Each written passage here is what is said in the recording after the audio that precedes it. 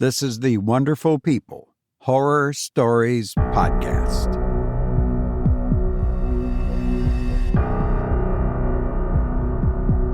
Greetings, my friend. I hope you are well. You are a wonderful person for being here, and I'm grateful. I'm Robert Crandall, and I hope you enjoy your visit to the asylum. This is a pay if you want to podcast, not a pay because you have to podcast. We appreciate any help you can be, and now you can use Zelle, Z-E-L-L-E, the instant money transfer system. Just send to robearcc@yahoo.com. That's Robert, R-O-B-E-A-R, C like Charlie, C like cat, at yahoo.com. And you can also buy me a coffee. I love coffee. I have a thermos sitting right next to me right now, as I always do. Or you can donate through PayPal on our website, horrorstoriespodcast.com. You know, we like to get listener nightmares to read on the show, and we have a page on the website with all the episodes that contain a listener nightmare. That would make a nice little binge, about 3 or 4 hour binge sometime. And it'd be a binge of some of the most creepiest horror that you've ever heard. When you combine the listener nightmares, which are wow, and some of the stories that go along with them, it's quite something. So you might want to try that sometime. But be advised to have a couple of men in white coats standing by with a straitjacket. Don't worry, they won't hurt you. They're over here all the time. The other night I had a nightmare. Oh boy, this one was, I don't remember a lot, just sort of the end of it. But I was in this room. You know how hunters will have the head of animals mounted on the wall? Well, I was in this room with human heads mounted on the wall. Lots of them. And they were all staring at me. I heard the clearing of a throat and footsteps behind me. And I ran to the door to get out, and the door slammed right in front of me just as I got there. And there was a human head on the door with a threatening, terrifying look on its face. And I woke up. Wow. Was that freaky?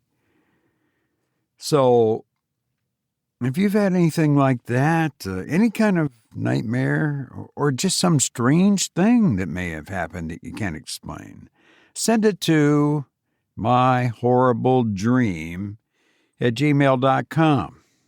And we'd love to put it on the show. Love to have you be a part of it.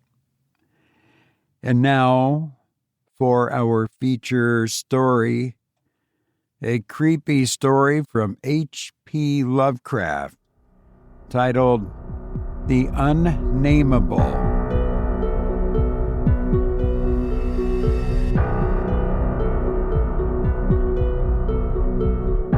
We were sitting on a dilapidated 17th century tomb in the late afternoon of an autumn day at the old burying ground in Arkham, and speculating about the unnamable, looking toward the giant willow in the center of the cemetery, whose trunk has nearly engulfed an ancient, illegible slab.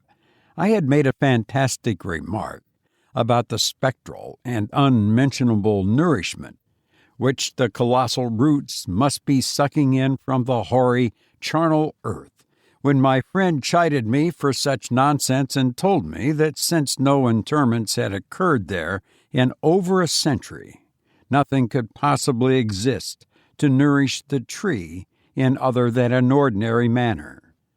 Besides, he added, my constant talk about unnamable and unmentionable things was a very puerile device, quite in keeping with my lowly standing as an author. I was too fond of ending my stories with sights or sounds which paralyzed my heroes' faculties and left them without courage, words, or associations to tell what they had experienced. "We know things," he said, "only through our five senses, or our religious intuitions, wherefore it is quite impossible to refer to any object or spectacle which cannot be clearly depicted by the solid definitions of fact or the correct doctrines of theology, preferably those of the Congregationalist, with whatever modifications tradition and Sir Arthur Conan Doyle may supply." With this friend, Joel Manton, I had often languidly disputed. He was principal of the East High School, born and bred in Boston, and sharing New England's self-satisfied deafness to the delicate overtones of life. It was his view that only our normal objective experiences possess any aesthetic significance, and that it is the province of the artist not so much to rouse strong emotion by action, ecstasy, and astonishment, as to maintain a placid interest and appreciation by accurate, detailed transcripts of everyday affairs. Especially did he object to my preoccupation with the mystical and the unexplained, for although believing in the supernatural much more fully than I, he would not admit that it is sufficiently commonplace for literary treatment, that a mind can find its greatest pleasure in escapes from the daily treadmill and in original and dramatic recombinations of images usually thrown by habit and fatigue into the hackneyed patterns of actual existence, was something virtually incredible to his clear, practical, and logical intellect. With him, all things and feelings had fixed dimensions, properties, causes, and effects, and although he vaguely knew that the mind sometimes holds visions and sensations of far less geometrical, classifiable, and workable nature, he believed himself justified in drawing an arbitrary line and ruling out of court all that cannot be experienced and understood by the average citizen. Besides, he was almost sure that nothing can be really unnamable. It didn't sound sensible to him. Though I well realized the futility of imaginative and metaphysical arguments against the complacency of an orthodox sun-dweller, something in the scene of this afternoon colloquy moved me to more than usual contentiousness. The crumbling slate slabs, the patriarchal trees, and the centuried gambrel roofs of the witch-haunted old town that stretched around, all combined to rouse my spirit in defense of my work, and I was soon carrying my thrust into the enemy's own country. It was not, indeed, difficult to begin a counterattack, for I knew that Joel Manton actually half clung to many old wives' superstitions, which sophisticated people had long outgrown, beliefs in the appearance of dying persons at distant places, and in the impressions left by old faces on the windows through which they had gazed all their lives. To credit these whisperings of rural grandmothers, I now argued a faith in the existence of spectral substances on the earth, apart from and subsequent to their material counterparts.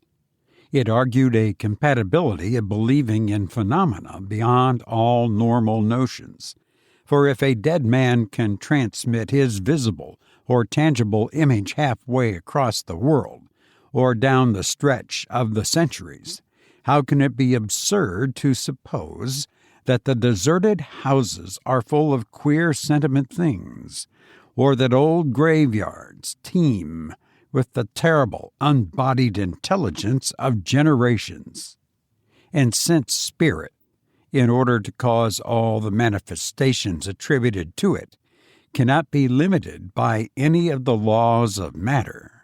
Why is it extravagant to imagine physically living dead things in shapes, or absences of shapes, which must for human spectators be utterly appalling, unnamable?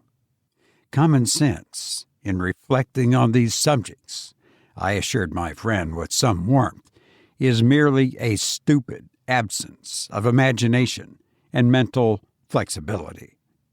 Twilight had now approached, but neither of us felt any wish to cease speaking. Manton seemed unimpressed by my arguments and eager to refute them, having that confidence in his own opinions which had doubtless caused his success as a teacher, whilst I was too sure of my ground to fear defeat. The dusk fell, and lights faintly gleamed in some of the distant windows, but we did not move.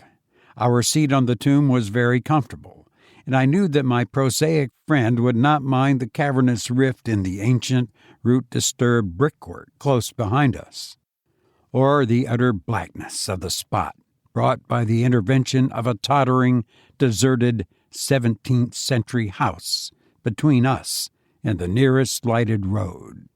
There in the dark, upon that riven tomb by the deserted house, we talked on about the unnamable, and after my friend had finished his scoffing, I told him of the awful evidence behind the story at which he had scoffed the most.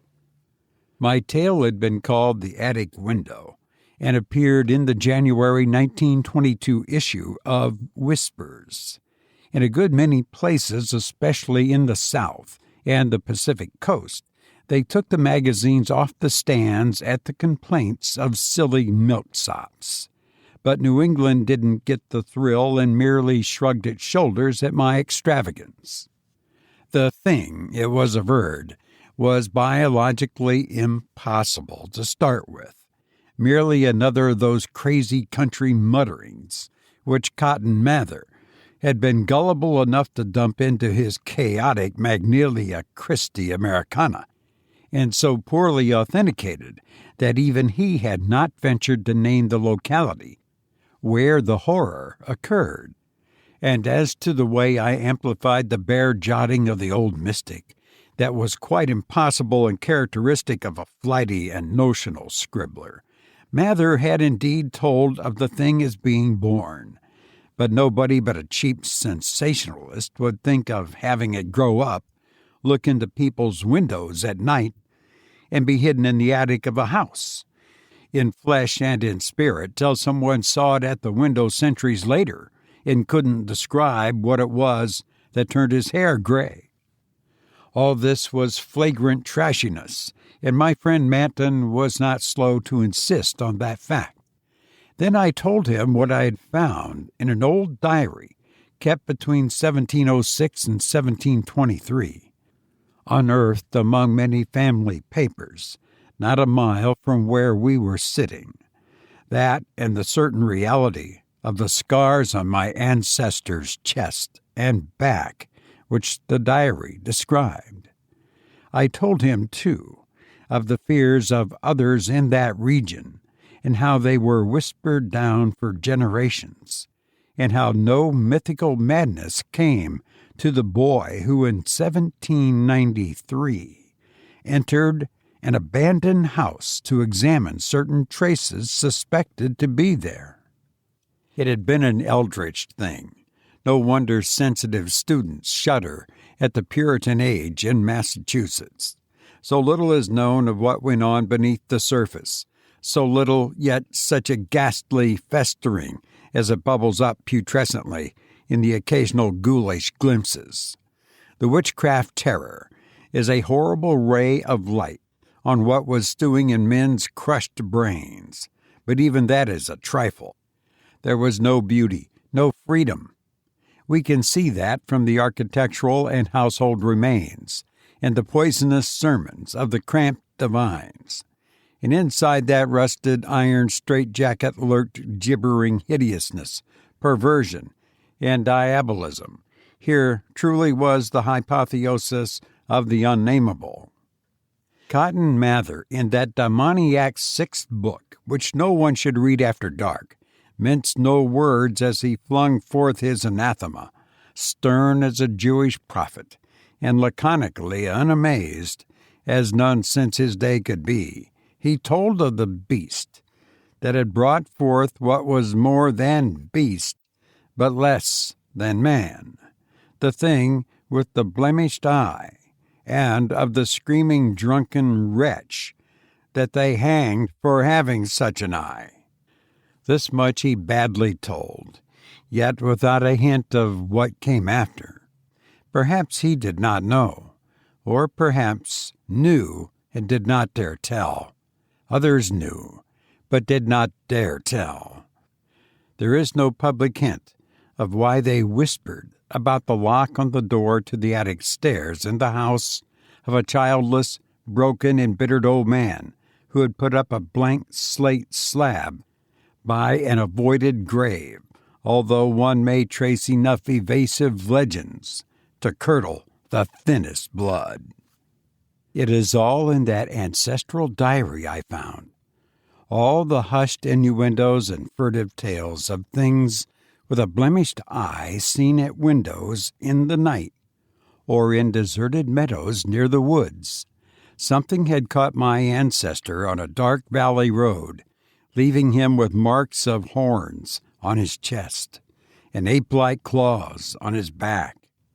And when they looked for prints in the trampled dust, they found the mixed marks of split hooves and vaguely anthropoid paws.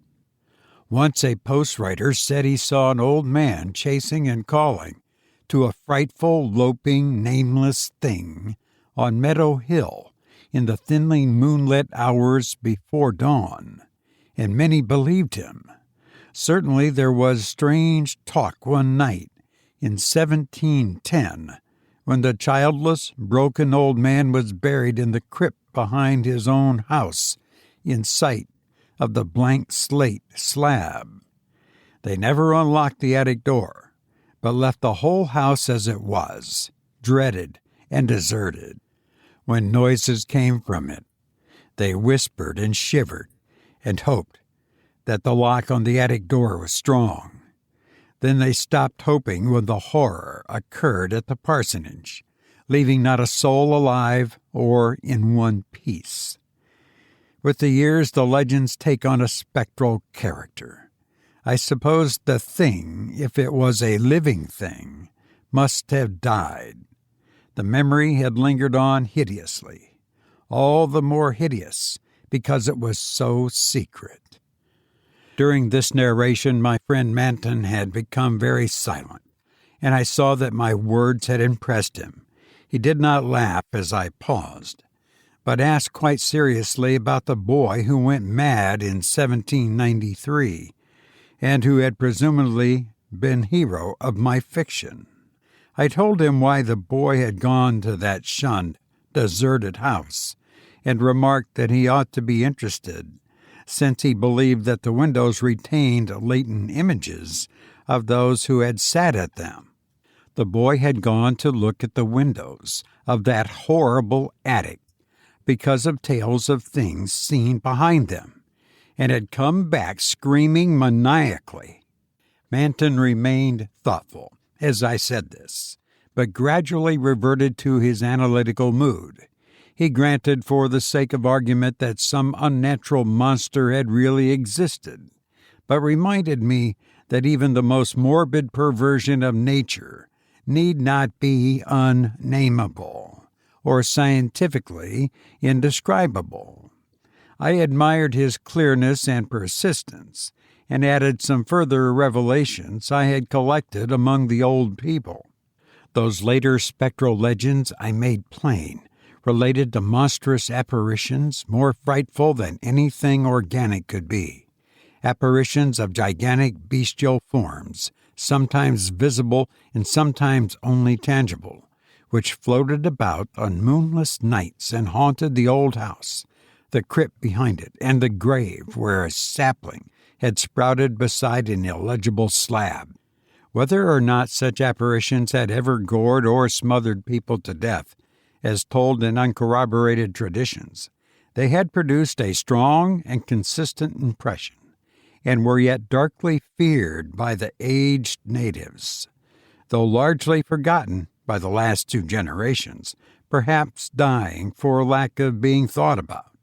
Moreover, so far as aesthetic theory was involved, if the psychic emanations of human creatures be grotesque distortions, what coherent representation could express or portray so gibbous and infamous a nebulosity as the specter of a malign, chaotic perversion, itself a morbid blasphemy against nature, molded by the dead brain of a hybrid nightmare? Would not such a vaporous terror constitute, in all loathsome truth, the exquisitely, the shrinkingly unnamable? The hour must now have grown very late. A singularly noiseless bat brushed by me, and I believe it touched Manton also, for although I could not see him, I felt him raise his arm. Presently he spoke. "But is that house, with the attic window, still standing and deserted?" "Yes," I answered. "I have seen it." "And did you find anything there, in the attic or anywhere else?" "There were some bones up under the eaves. They may have been what that boy saw. If he was sensitive, he wouldn't have needed anything in the window glass to unhinge him. If they all came from the same object, it must have been an hysterical, delirious monstrosity. It would have been blasphemous to leave such bones in the world, so I went back with a sack and took them to the tomb behind the house. There was an opening where I could dump them in. Don't think I was a fool. You ought to have seen that skull. It had 4-inch horns, but a face and jaw something like yours and mine." At last I could feel a real shiver run through Manton, who had moved very near, but his curiosity was undeterred. "And what about the window panes?" "They were all gone. One window had lost its entire frame, and in the other there was not a trace of glass in the little diamond apertures. They were that kind, the old lattice windows that went out of use before 1700. I don't believe they've had any glass for 100 years or more. Maybe the boy broke 'em, if he got that far. The legend doesn't say." Manton was reflecting again. "I'd like to see that house, Carter. Where is it? Glass or no glass, I must explore it a little. And the tomb where you put those bones, and the other grave without an inscription. The whole thing must be a bit terrible. You did see it until it got dark." My friend was more wrought upon than I had suspected, for at this touch of harmless theatricalism he started neurotically away from me, and actually cried out with a sort of gulping gasp which released a strain of previous repression. It was an odd cry, and all the more terrible because it was answered. For as it was still echoing, I heard a creaking sound through the pitchy blackness, and knew that a lattice window was opening in that accursed old house beside us. And because all the other frames were long since fallen, I knew that it was the grisly, glassless frame of that demoniac attic window.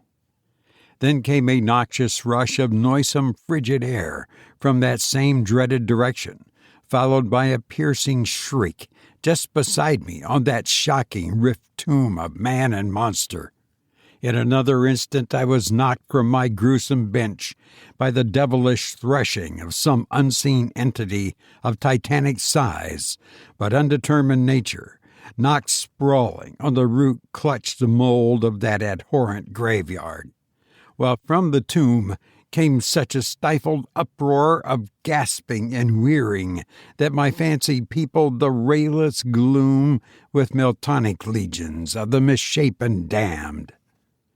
There was a vortex of withering, ice-cold wind, and then the rattle of loose bricks and plaster, but I had mercifully fainted before I could learn what it meant. Manton, though smaller than I, is more resilient, for we opened our eyes at almost the same instant, despite his greater injuries. Our couches were side by side, and we knew in a few seconds that we were in St. Mary's Hospital. Attendants were grouped about in tense curiosity, eager to aid our memory by telling us how we came there, and we soon heard of the farmer who had found us at noon in a lonely field beyond Meadow Hill, a mile from the old burying ground, on a spot where an ancient slaughterhouse is reputed to have stood. Manton had 2 malignant wounds in the chest and some less severe cuts and gougings in the back. I was not so seriously hurt, but was covered with welts and contusions of the most bewildering character, including the print of a split hoof. It was plain that Manton knew more than I, but he told nothing to the puzzled and interested physicians till he had learned what our injuries were. Then he said we were the victims of a vicious bull, though the animal was a difficult thing to place and account for. After the doctors and nurses had left, I whispered an awestruck question. Good God, Manton, but what was it? Those scars, was it like that? And I was too dazed to exult when he whispered back a thing I had half expected. No, it wasn't that way at all. It was everywhere, a gelatin, a slime, yet it had shapes, 1,000 shapes of horror beyond all memory. There were eyes and a blemish. It was the pit, the maelstrom, the ultimate abomination, Carter. It was the Unnamable. You've been listening to The Unnamable by H.P. Lovecraft, who once said, I could not write about ordinary people because I'm not in the least interested in them. I've enjoyed being with you, but now I must go. I hope you experience only favorable results in whatever you endeavor. And thank you for listening to me.